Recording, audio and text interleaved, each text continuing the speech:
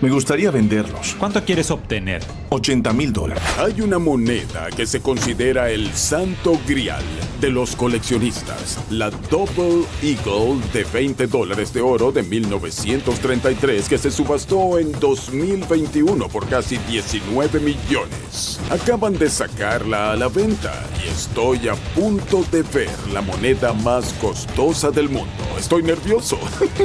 Ya me dijiste lo que necesitaba saber, excepto lo más importante. ¿Qué valor le darías a este juego de pines? Yo los valoraría en unos $300 por pieza, así que hablamos de $1,500 por el juego de 5.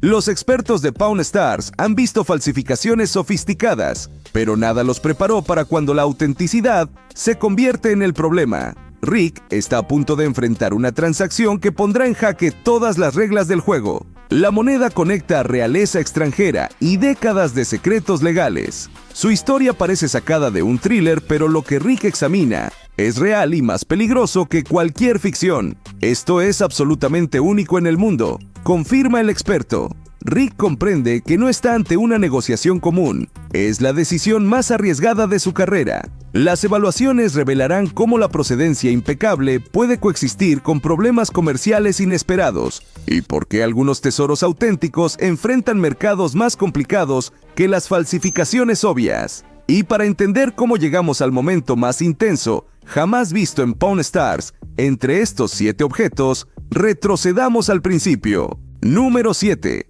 El Hot Wheels millonario. Cuando un centímetro cúbico vale una fortuna. No todos los días alguien camina hacia tu tienda de empeño cargando cuidadosamente una pequeña caja.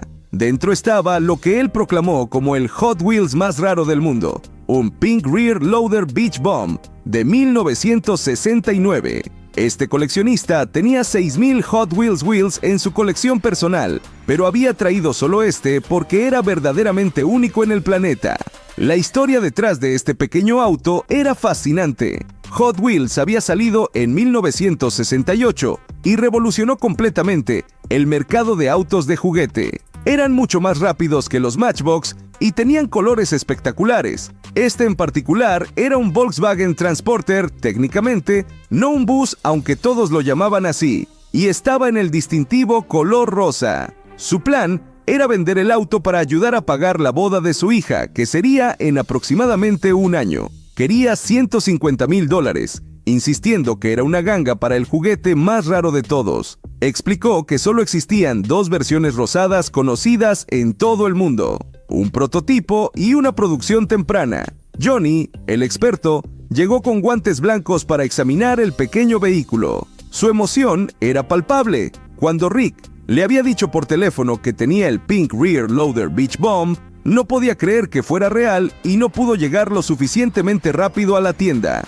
Johnny confirmó que era 100% auténtico, explicando cómo Hot Wheels había cambiado la industria completamente. Nadie pensaba que alguien pudiera competir con Matchbox, pero cuando Hot Wheels salió en 1968, fue game over para la competencia. Después de examinar la base, las letras, los bumpers y los defectos específicos del casting, confirmó que definitivamente era el prototipo. El experto lo valuó en $100,000. Rick le ofreció $70,000, pero el vendedor consideró que la cantidad era demasiado baja para lo que tenía. El hombre reflexionó en voz alta que cuando alguien posee algo que marca récords mundiales y representa verdaderamente el santo grial de su categoría, tal vez ese día simplemente no era el momento adecuado para venderlo. Se marchó de la tienda llevándose su Hot Wheels rosa, completamente convencido de que eventualmente encontraría a alguien dispuesto a pagar lo que él consideraba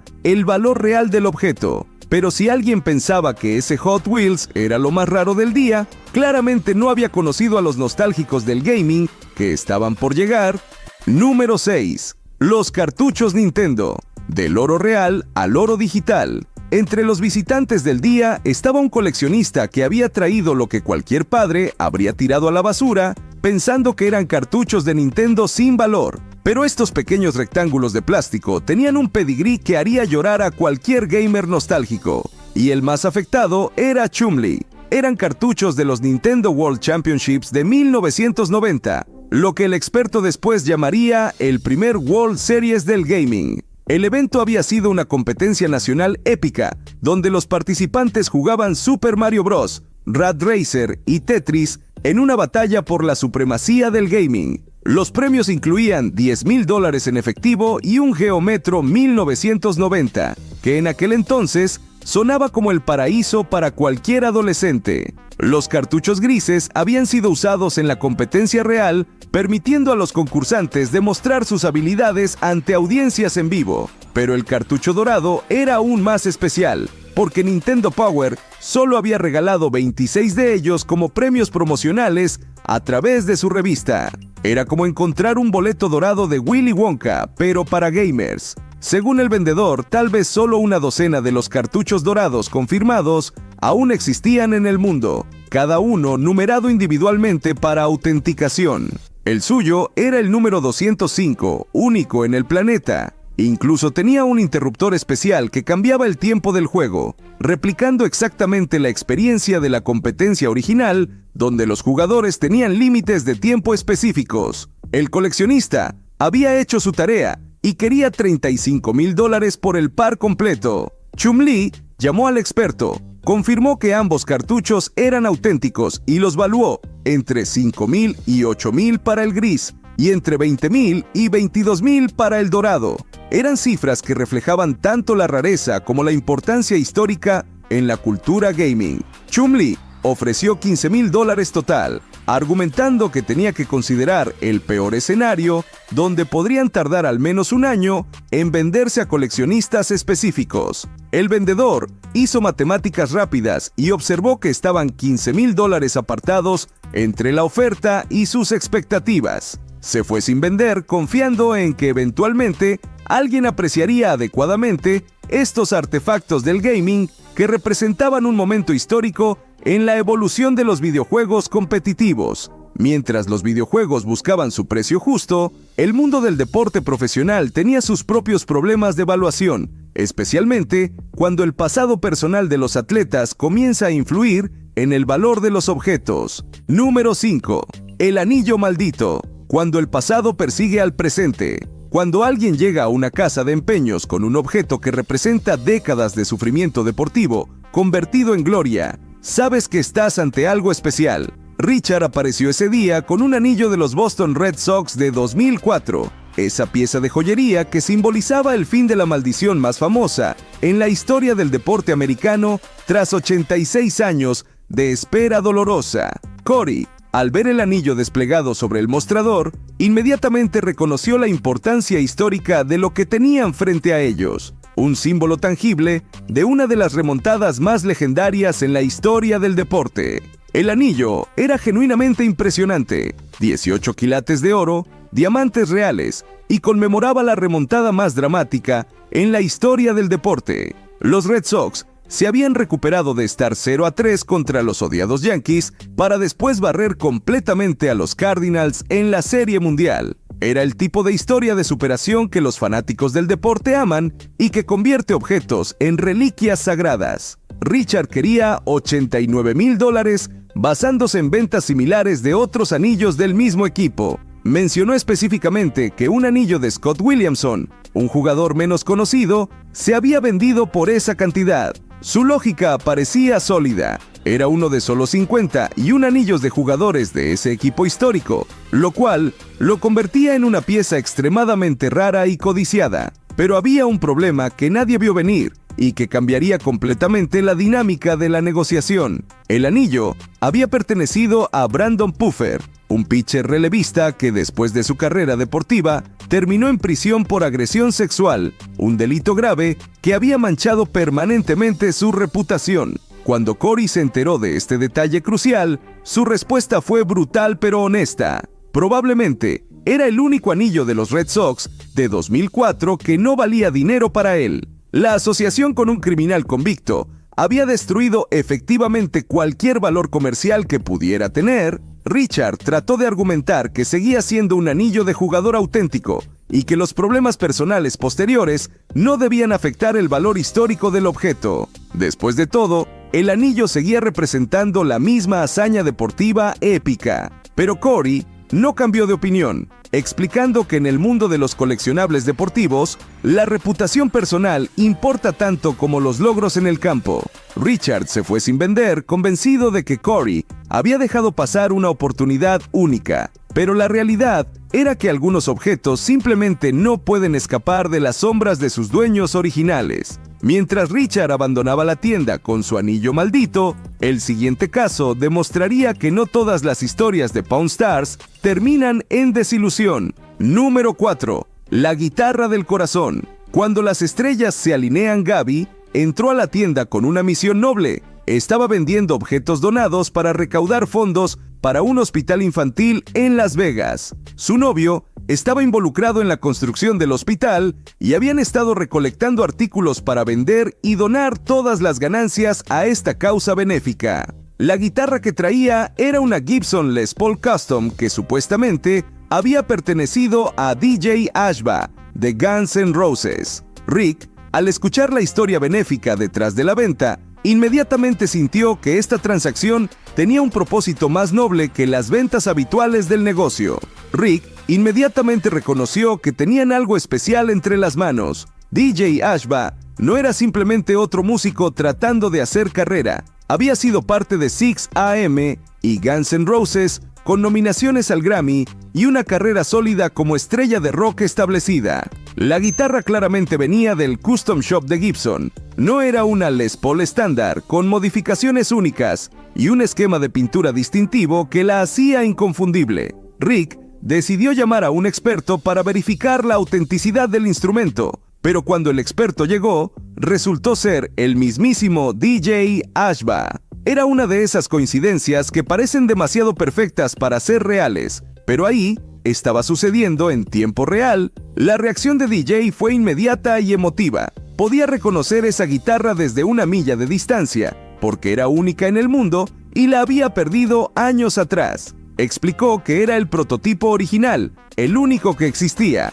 Después, Gibson había hecho 100 copias basadas en ese diseño, pero esta era la que él había usado en grabaciones con 6am y en shows con Guns N' Roses. La guitarra tenía modificaciones específicas que él había pedido: un solo volumen en lugar de 2, un kill switch y el selector de 3 posiciones movido a una posición más cómoda para su estilo de tocar. Rick propuso una solución que beneficiaba a todos. Ofrecería $20,000 para que el hospital recibiera los fondos necesarios y después haría un trato separado con DJ para que recuperara su guitarra perdida. Era una situación donde literalmente todos ganaban. El hospital conseguía financiamiento, Gaby cumplía su misión benéfica, DJ recuperaba su instrumento perdido y Rick facilitaba una transacción memorable. El éxito de la guitarra demostró que no todos los objetos raros necesitan procedencias complicadas o historias dramáticas. Algunos simplemente necesitan un poco de suerte, como estaba a punto de descubrir el siguiente visitante. Número 3. La moneda del póker, cuando los dados favorecen al audaz. Imagínate tener tanta suerte que ganas una de las monedas más raras de América en una simple partida de póker. Un tipo apareció ese día con una historia que sonaba como el sueño húmedo de todo jugador. Había ganado una 1922 High Relief Peace Dollar apostando cartas, y el pobre hombre, honestamente, no tenía ni la menor idea de que acababa de cargar con el equivalente numismático de ganar la lotería. Había llegado al negocio con esa modestia característica de quien piensa que posee algo interesante, esperando conseguir $20,000 por su moneda rara. Era como alguien que encuentra un Picasso en el ático y piensa que tal vez vale lo suficiente para pagar la renta de un mes. Rick, al escuchar la descripción casual de lo que básicamente era uno de los objetos más codiciados en el mundo del coleccionismo estadounidense, le explicó que solo existían alrededor de una docena de estas monedas en todo el planeta.